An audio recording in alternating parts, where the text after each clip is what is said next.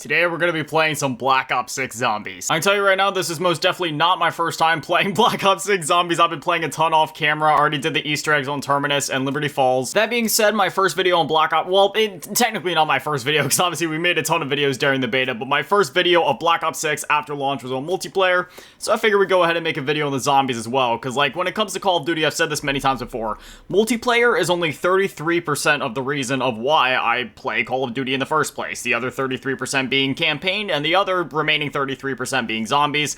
I know that only equals out to being 99%, so you technically have to bump each of those percentages up to like 33.34 something, and then work out the numbers there, but you know what I'm trying to say. There's also obviously like another percentage of that falls into Warzone, because I do enjoy playing Warzone, but I mean, like I said before, Warzone I just kind of consider to be like its own beast, almost like its own game, even though it still technically is Call of Duty. Also, let me just say that I am so thankful to whoever decided to incorporate the save and quit feature in Black Ops 6 Zombies. Like, whoever it is at the dev team, if you happen to be watching this for some reason, I wish nothing but the absolute best for you for the rest of your life. That is one of those features that I have been kind of begging for ever since the earliest days of zombies back during like World of War. Like, man, you can save and quit during the campaign, even if it was only during solo zombies matches like it is in Black Ops 6, right? Like, wouldn't it be nice if you could just save and quit? Like, I feel like me and many others in the community have been asking that exact same thing for a decade and a half now. Well, actually more than a decade and a half now, since World of War came out back in 2008. And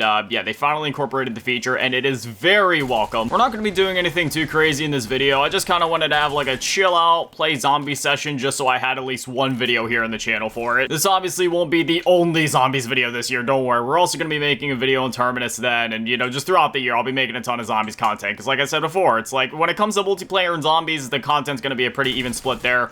Not too sure if I'm going to make any campaign videos. I'm obviously going to play the campaign, but I've mentioned this many times before, when it comes to playing like story-based games, I just like to do that on my own time when there's no cameras on, because I like to get fully immersed in the experience. And I'm sorry, but recording myself playing a game, like when it comes to like a story-based game in particular, it's like the most unimmersive thing in the world. It completely pulls me out of the story, pulls my focus away from the story. When I'm playing a single-player video game, I want to be fully immersed in the world with the characters, experiencing the story as if I am there, and having a bright, shining light right on my face, having a camera on my face, having to think about commentating the whole time with my whole setup here. Just it completely takes me out of the experience. So it might be one of those things where I play the campaign on my own time first, and then I make a series on it afterwards, just so then you guys can have that experience alongside of me, even though I've already experienced it at that point. We'll see how things shake out, but regardless, I am really excited to play the campaign, because, I mean, I love the Call of Duty campaigns. The Black Ops campaigns are always absolutely fantastic. Say what you will about Black Ops 3s, but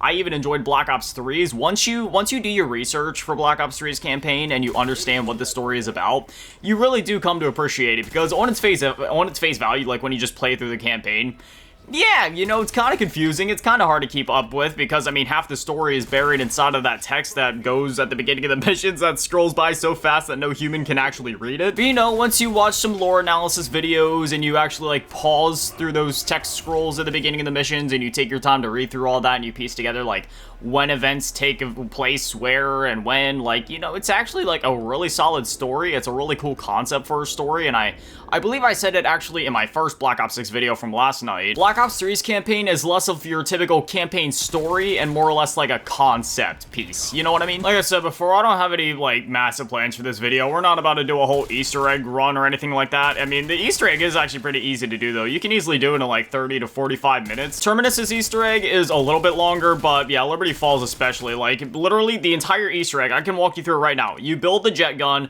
you go into the church, and you press X on the one thing to talk to the one guy, you use the jet gun to suck up all the pieces, you use the pieces to build the one machine, you go back to the church, grab the ether canister, collect the soul of either the abomination or the mangler that spawns, take it back to the church, grab the one device they give you, run around the map to the three little white, I don't even know what those things are called, but you like match out the colors, and there we go. We just took out the groundskeeper, which means that we have the first part for the jet gun. You fill up the second canister, take it back to the church, and there you go. You do the boss fight, you complete the boss fight. I won't spoil what happens after that, but yeah, that's literally the entire Easter egg.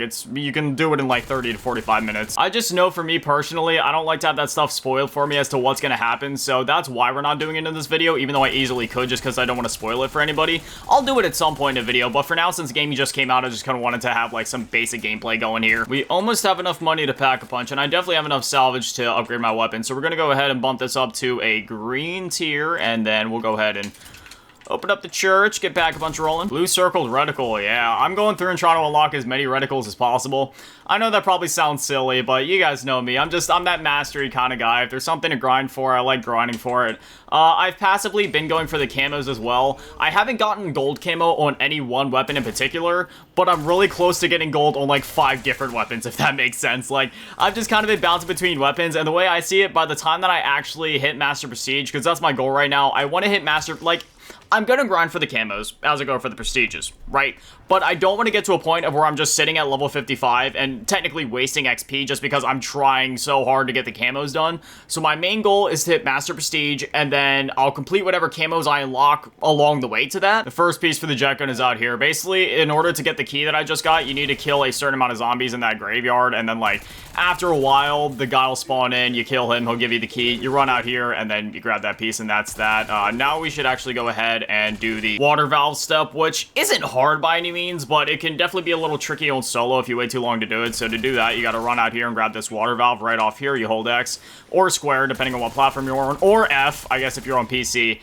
But you'll get the water valve, and then you need to take it over to Liberty Lanes, which is the bowling alley. I hope whatever I was talking about before comes back to me, because it completely left. I was talking about something, and now I cannot remember. Oh yeah, my goal is to hit Master Prestige more than anything else, and then if I don't unlock any of the Mastery camos by the time I hit Mastery Prestige, well then from there it's just like, you know, an endless grind until level 1000 for Master Prestige. So at that point, then I'll go through and just mindlessly grind the camos. But Master Prestige and then the camos. That's the order of importance. But anyway, you want to run into this bowling alley here, melee this, and then you put the water valve in there, and then you gotta hold X on it. Now the tricky thing is, it's not exactly an infinite amount of zombies, but it kind of is. So it's sort of like when you turn on the Rampage Inducer and there's not a break in between rounds, like the zombies just sort of keep coming.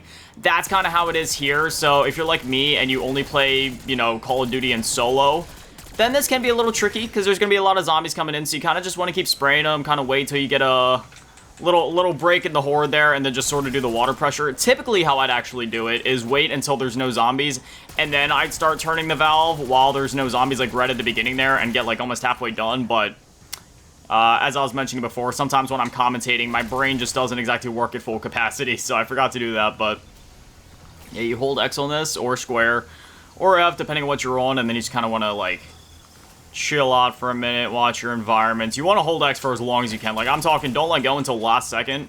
I probably also should have bought Jug before coming into here, but what can you do? Thankfully, as far as I can tell, it doesn't seem like the water pressure will go down on its own if you take too long to get back to it. At least, I don't think so. So, you don't have to worry about that necessarily. You just want to keep shooting the zombies till you get a little break in the horde and then go forward again. I'm not saying that this step is too hard by any means, but I do feel like there is quite a bit of zombies, so maybe if they could, like, tune that a little bit for solo players would be nice. Again, it's not even like hard necessarily. It's just like kind of time consuming to be like, all right, I gotta shoot these zombies again before I'm allowed to keep turning the valve. And, you know, again, it's not like I'm complaining about there being zombies. I mean, we're literally playing the mode zombies. It's just, you know, there's a lot of zombies considering what you're trying to do here. I've debunked which field upgrade is the absolute most useless in Black Ops 6 Zombies, and that would definitely be the Dark Flare one that I'm rocking right now. I can't exactly show it off in the moment because I don't want to die. Like, I'm serious, the thing is actually that bad, but you'll see it when I do finally get to use it. It's pretty terrible. Also, when this Mangler does... Okay, hold up. I don't want to use my self-revive yet, but when the Mangler spawns in, you want to aim for his cannon because you're going to need his cannon in order to get one of the jet gun pieces. So just like that, you shoot it off. And in this game, you can actually pick up his cannon. It's not the same as the mutant injection, which literally, like, turns you into a Mangler. No, this is just a situation where you're picking up his cannon and you don't get any of the other buffs, but it's still useful for what we're trying to do. Just like that, doing the old rigmarole here. I will say, I'm really digging Liberty Falls. You know, it's one of those more laid-back maps where it's sort of like an in-between, right? Because it's a bit more complex than something like we would have gotten back in, like, World of War or, like, the survival maps on BO2. But it's also not so complex that it's like a Shadows of Evil or, like, a Terminus by any means. It's just like that nice in-between where if you just want to get in, shoot zombies, you don't even have to really do any steps for Pack-a-Punch, you can do that, but if you want a bit more in-depth stuff, if you want to go for that Easter egg, if you want to build the Wonder Weapon and do the quest like we're doing right now, then you can do that as well. It's really just up to you, and I love that. It's that beautiful in-between. It's sort of like back at the launch of like Black Ops 2 when we had Transit, as well as the Survival Mass, as well as, you know, like Nuketown Zombies, or in Black Ops 3 where we had Shadows of Evil, and then the Giant. I truly do believe that 2 maps is the sweet spot for launches for Call of Duty Zombies, because 1 map just isn't enough, and, you know, if they would give us like 3 or more, I just feel like, not that it would necessarily be too much, but I just kind of feel like, I don't know, it's almost like overwhelming in a way, like, alright, what do I play next? Like, what map am I gonna go for first? Again, I wouldn't be complaining about there being more content necessarily, like, that would be awesome to have another launch like Black Ops 4, where we have like 4 maps at launch to truly tide us over for months on end. But of all the strategies that they've gone with when it comes to launching games, I do feel like 2 maps has always just been like that beautiful sweet spot for like just the right amount of content to tide us over till the next map drops. And we're literally gonna be getting another map in like a month or a month and a half. They said we're gonna be getting another round-based zombies map before the year concludes, and it's gonna be like a full-scale DLC 1 map. So, but I mean, we're getting a lot of content this year already right off the rip. But anyway, that is the third and final piece for the jet gun. If you kind of missed what I did there, you just like, you know, you run up here, you charge it up, and you shoot that. You have to, you can only open this door this way. You have to use the Mangler Cannon to blast open the door. It's the Radio House Electronic Superstore here near spawn, and yeah, like I said, there's no other way to open it. You have to use either the Mangler Cannon, or I believe like the Mutant Injection will work for that as well. Also, a SAM trial has appeared on the map. I believe there was one that showed up earlier in the match, but I forgot to do it. I absolutely love those SAM trials. They're a great way to get some awesome rewards early on. Also, we're gonna run up here because this is where you need to build the jet gun. So you're gonna come up here. This door will be closed initially, but as soon as you get close, a bunch of zombies are gonna pop out of it.